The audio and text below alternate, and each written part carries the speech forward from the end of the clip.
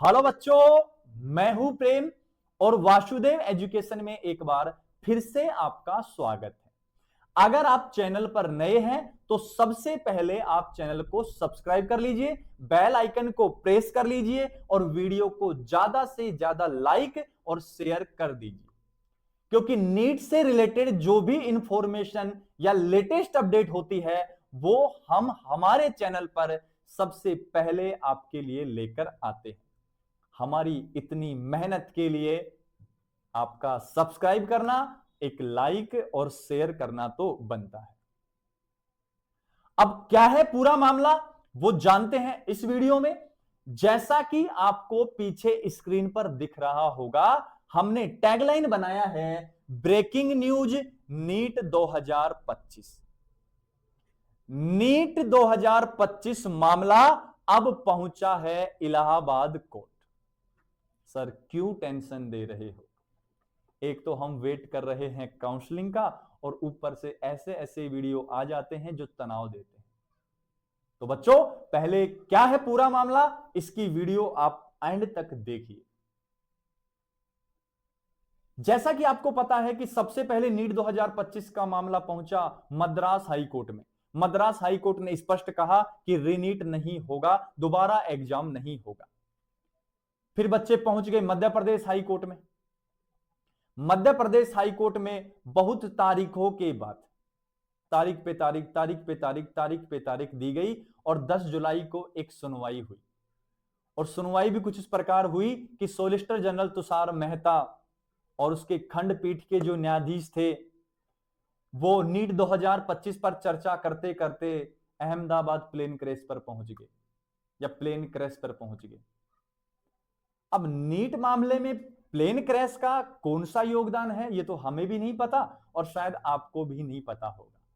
माननीय जज महोदय को नीट 2025 पर ही फोकस करना चाहिए था। माननीय जज महोदय ने नीट 2025 के अंतिम फैसले को अभी होल्ड रख लिया है। फिर सीकर में भी कुछ ऐसी ही वारदात हुई। सीकर के बच्चों भी जयपुर हाई कोर्ट में रिट पिटीशन लगाई उन्होंने और जयपुर हाई कोर्ट ने भी स्पष्ट रूप से कह दिया कि मुट्ठी भर बच्चों के लिए हम रीनीट नहीं करवा सकते। इससे 22 लाख छात्रों के भविष्य और 22 लाख छात्रों के जो भावनाएं हैं उनको ठेस पहुंचती है। यह मामला था। लेकिन अब ये इलाहाबाद कोर्ट में कौन सा मामला पहुंच गया है, तो सुनिए बच्चों, वीडियो को करते हैं आगे स्टार्ट। मामला क्या है वो जानिए। पहले हम कलम निकाल लेते हैं अपनी, समझाएंगे पूरा मामला क्या लिखा है हमने। क्या लिखा है बच्चों कि पूरा मामला क्या है? पूरा मामला यह है, एक स्टूडेंट था, उसने नीट 2025 का एग्जाम दिया। जब नीट 2025 का एग्जाम दिया तो उसने आंसर की, जो फाइनल आंसर की आई थी उसकी बात चल रही है। उस फाइनल आंसर की में नंबर जोड़े कितने? 589 नंबर जोड़े, 589। मतलब बच्चों इस स्टूडेंट का कंफर्म सिलेक्शन है, इसको गवर्नमेंट मेडिकल कॉलेज नीट 2025 में मिलने वाला है। लेकिन जब इसने रिजल्ट देखा तो भौचक्का रह गया। रिजल्ट में नंबर आए 41। अरे कहां 589 और कहां 41? अब आखिर ये गलती किसकी है? ये गलती स्टूडेंट की है, ये गलती रिजल्ट चेक करने वालों की है, या ये गलती एनटीए की है? आखिर इस गलती का जिम्मेदार कौन है उसके लिए हम आगे समझते हैं। गलती क्या हुई? गलती इस बार एनटीए की नहीं है। धन्य हो एनटीए, इस बार तुम्हारी गलती नहीं है। और गलती इस बार किसकी है? स्टूडेंट की गलती है। और उस स्टूडेंट की गलती क्या है बच्चों, उसको भी आप देख लो। उस स्टूडेंट को जो पेपर मिला था, उस स्टूडेंट को जो पेपर मिला था उसका बुकलेट कोड था कितना? 46। पेपर का बुकलेट कोड था 46। और आपने एग्जाम दिया, आपको भली बात ही पता है जो बुकलेट का कोड होता है वो आपको ओएमआर सीट में भरना होता है। भाई साहब ने भर दिए ओएमआर में 47। गलती होगी, होगी तो होगी। अब ओएमआर चेक होगी किस हिसाब से? 47 के अनुसार। तो बच्चों कंफर्म है कि आंसर्स में मिस्टेक्स तो आने वाली है और इस स्टूडेंट के बहुत ज्यादा क्वेश्चन नेगेटिव चले हुए होंगे क्योंकि 47 के हिसाब से चेक हुई है और इसका 46 था। रिजल्ट तो गड़बड़ाना था पूरा का पूरा। अब गलती हो गई तो हो गई भाई, अपन खुद कहते हैं कि गलती इंसान से होती है, लेकिन अब इस गलती का खामियाजा ये स्टूडेंट नहीं भुगतने वाला है। ठीक है, स्टूडेंट क्यों भुगतेगा इस गलती को? छोटी सी गलती हुई है उससे, इसने मदद ले ली इलाहाबाद कोर्ट की, और जब इलाहाबाद कोर्ट की मदद ली तो इलाहाबाद कोर्ट ने एनटीए को कुछ आदेश दे दिए, और वो आदेश क्या है, वो सूचना क्या है, वो मैं पढ़ के आपको बता देता हूं। टू एरर इज ह्यूमन, गलती करना मानवीय है, गलती इंसान से होती है। Allahabad high court directs, Allahabad court ने निर्देश दिए हैं किसको, एनटीए को, री इवेल्युएट, पुनर्मूल्यांकन, और पुनर्मूल्यांकन करना है नीट ओएमआर सीट का। इलाहाबाद हाई कोर्ट ने एनटीए को आदेश दिए हैं कि नीट ओएमआर सीट को आप पुनर्मूल्यांकन कर दीजिए। रीजन क्या है, आफ्टर स्टूडेंट फिल्स रोंग बुकलेट कोड, विद्यार्थी ने अपने बुकलेट कोड गलत भर दिए हैं। ओवरऑल बात कहूं तो गलती करना मानवीय है।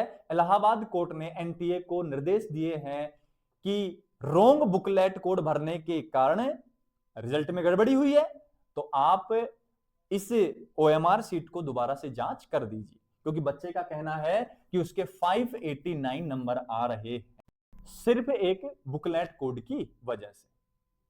अब बात करते हैं नीट काउंसलिंग 2025 की। तो मेरा मानना है बच्चों कि अभी काउंसलिंग और डिले होगी आपकी,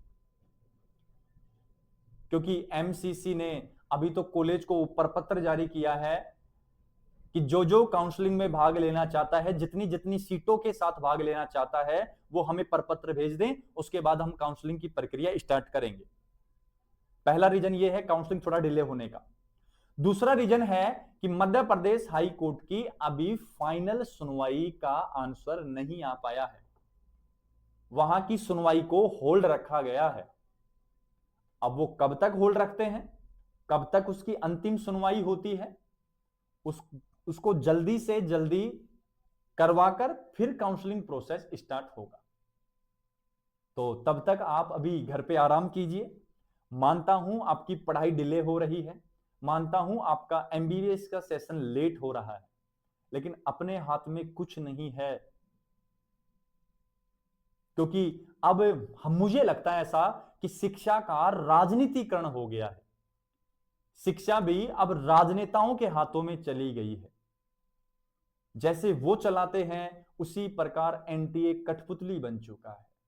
और आपने एक मामला देखा भी होगा, और बहुत जल्द हमारे नए चैनल वासुदेव प्लस पर हम वो मुद्दा लेकर आने वाले हैं। और मुद्दा ये था कि 12वीं क्लास की एक बुक में कोई चैप्टर था जिसमें पुराने महापुरुषों का जिक्र किया गया था, मनमोहन गांधी वगैरह इनका जिक्र किया गया था।